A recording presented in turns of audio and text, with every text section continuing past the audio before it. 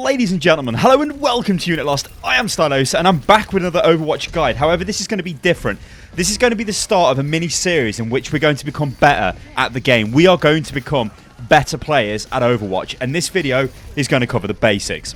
Number 1, attitude and communication. Now, I've covered this in various videos on the channel, but in short, you need to be in the right frame of mind to play. Overwatch is not a single player game, it's a team game. You need to be aware of that at all times. Don't flame your teammates. Communicate with your team. Keep the team morale up. You see, if you're positive and you try to be positive all the time, this will rub off on your team and you've got more chance of actually winning the game. If you want to flame or you want to let loose or go mental or whatever, then by all means do it, right? We've all got to let steam off. I do this, right? I scream and I shout like, oh my god, what the hell is going on? But I'm not holding down the transmit key. I'm not shouting this into my microphone and broadcasting it to my team to hear. I'm not typing this into the chat going, oh my god, you guys are terrible. Because that is not a clever thing to do. It's terrible. It causes negativity, which will mean you'll lose the game. Don't insta-lock heroes either. Try and be flexible. I can't really say this enough, but Overwatch is a team game. Be aware that your actions will either negatively or positively affect the team as a whole. So just try and keep it positive. But the idea with the don't insta-lock thing, yeah, you can insta-lock a hero. Say you want to play McCree, you go straight into McCree, but then you look at your team composition and you're lacking a tank. Maybe you need to step up and go, oh, you know what? I will play the tank. Or have a discussion with the team. I know it's difficult to get right, but don't just blindly play the hero you want to play. Play a hero that will complement the team. Number 2, do not die. Honestly, dying in Overwatch is the worst thing you can possibly do. I guess beyond being extremely toxic. But if you die, that is terrible. Do whatever you can to stay alive at all times. You see, dead player on your team, it gives a major advantage to the enemy. They've now got you in a 6v5. They have an extra man. They will win in the team fight unless you've got some sort of clutch ultimate you can drop. They will just win. They have a man, you will lose. You see, in Overwatch, you cannot win 2v1s. There are some situations where, yeah, you might pull it off. You might get lucky. But this is not a game where one player can beat two players. This is not Counter-Strike. This isn't like bang, bang, 2 headshots and they're dead. I mean, what happens if it's a, I don't know, a Mercy and a Pharah, and the Mercy's damage boosting the Pharah and she's flying around in the sky, and you're peeking around the corner, and oh wait, you see them, and then you think, oh, you know what, I'm Widowmaker, so I'm just going to peek out and try and get the headshot onto the Pharah. But she knows that you're there, and she's firing damage boosted rockets into you. You will die, so just don't do it. Try and avoid 2v1s at all times.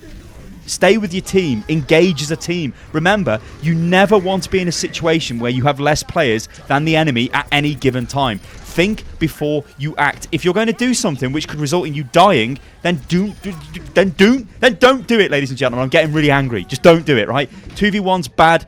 Engaging when you're not as a team, bad, bad, bad, bad, bad. Again, I've made videos covering all of this. You can check them out on the channel. So what happens if you know there's a Widow standing at the back and she's sniping away? Maybe it's on the first point of Temple of Anubis. Don't stand in the open. Don't stand there and give her a chance to hit you. Hug the walls, dive into cover. Do things which minimize your risk of dying. Do whatever you can not to die. Now, I've said don't die, but what can you do not to die? Well, it's not always down to the healers and the support to keep you alive. There are health packs situated throughout the maps. Get familiar with where these health packs are and go and get them when you need them. But I've got to say one thing. Do not pick up a health pack if you are being healed by a support. If Mercy is directly healing you and you run over a health pack to heal yourself, you are starving her of ultimate charge, and that is not a clever thing to do. So if you're being healed by a support, maybe leave the health pack unless you need it because you're taking insane burst damage. But if you're on your own and you're taking damage, don't moan at the healers for not healing you. They're doing a hard job as it is. Try and find your own heal pack. Keep yourself alive. It is up to you not to die. Number 3, learn the maps. This is a simple thing to do.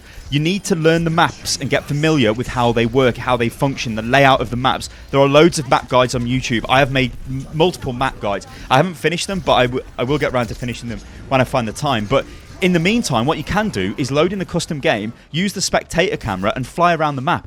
Maybe you're not familiar with Route 66, or you're not familiar with where all the health packs are on Nepal.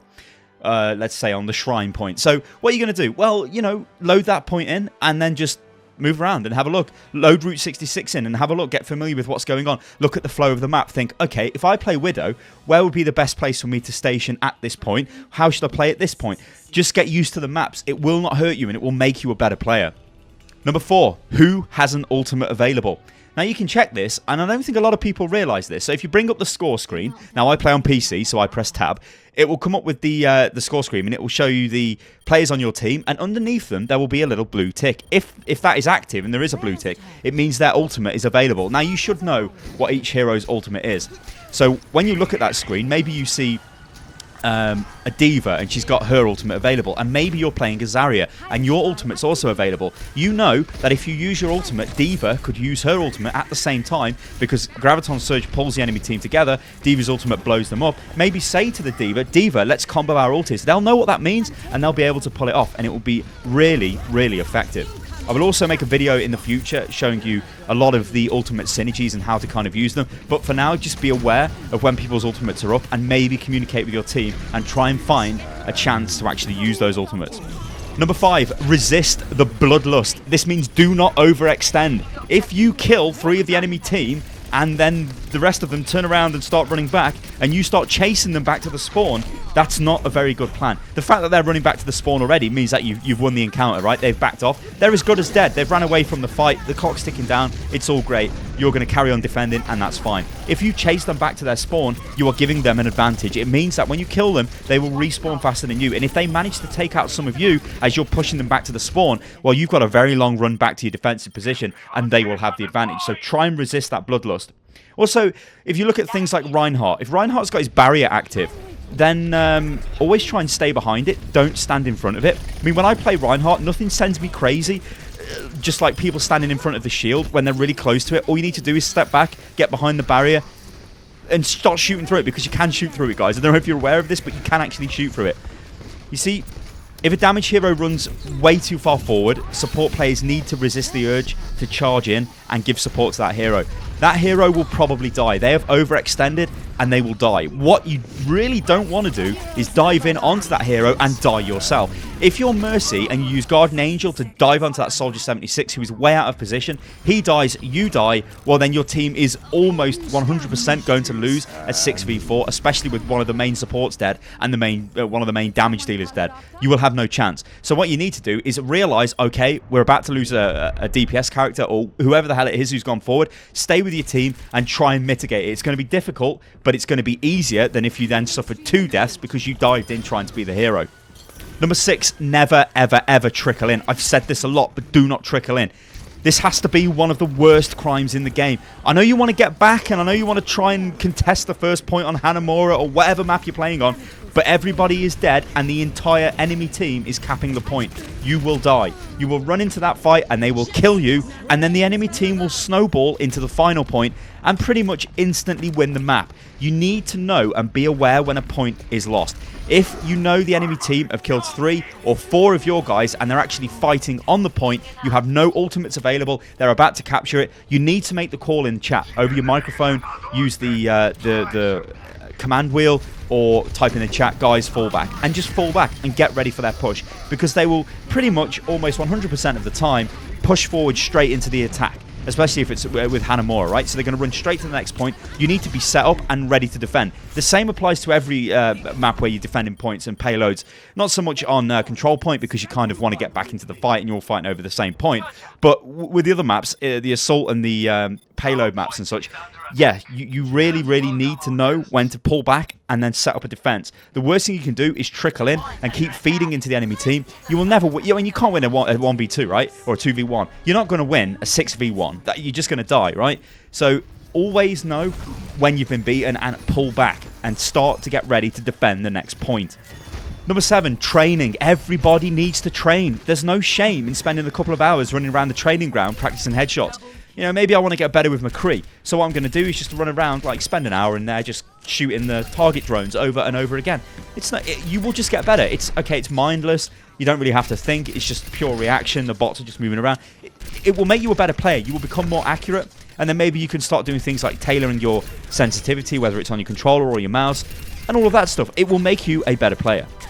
Also, never treat quick play as some sort of throwaway game mode, because yeah, you're sure you can train in the training ground, but you can also go into quick play and start thinking to yourself, okay, I want to get better with this hero, I want to get better with some sort of tactic or whatever, but let's just say it's with a hero, so I want to get better with Reinhardt. Play Reinhardt in quick play, but play to win. Don't go in there as if it's some sort of throwaway game mode and think, oh yeah, whatever, it doesn't matter, lol, it's quick play. It does matter. You don't want to lose, you always want to win. Try your best, you will become a better player through doing that. And number 8, warm up before playing ranked. Now what this means is go and play a few quick play games before you jump into competitive.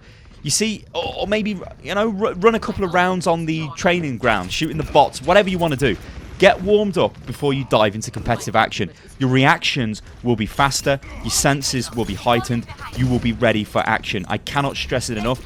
Everybody in any kind of professional sport or anything which is competitive, they always warm up, right? You never just run out onto the football pitch and start playing football. You'll warm up beforehand, you'll get your muscles ready, then you go into it. It's exactly the same. We're still using muscles when we play games. I want to get my wrist warmed up. Yes, I mean to play games with. And I want to get my rest of my body warmed up, my mind sharpened or whatever. Practice, warm up, and then get straight into competitive. Never just think, oh right, I'm going to play competitive and jump straight into it without warming yourself up, because you're just going to be a bit lethargic, you're not going to be as good, and you might find yourself, yeah, you might get better after you play your second or third competitive game, but those first 2 games where you wasn't playing the best, well, maybe you contributed to your team's defeat, or, you know, maybe you got lucky and your team carried you, who knows. Alright guys, I'm going to leave it at that. This has been a basic guide to the very, very basic things you need to sort of understand to become a better player at Overwatch. So I've covered your attitude, your communication, don't die, learn the maps, be aware of whose ultimate is available, resist the Bloodlust, so don't overextend, never trickle in, always know when you should pull back to other defensive positions, train, don't be afraid of using the training ground, using quick plays as training ground, but always play to win, and warm up before you play competitive games. Guys, I've been Stylosa, this is Unit Lost. If you enjoyed the video, then subscribe to the channel and all of that good stuff. You can follow me on Twitter, which is @UnitLostGaming, and I'll catch you next time, guys. Toodaloo.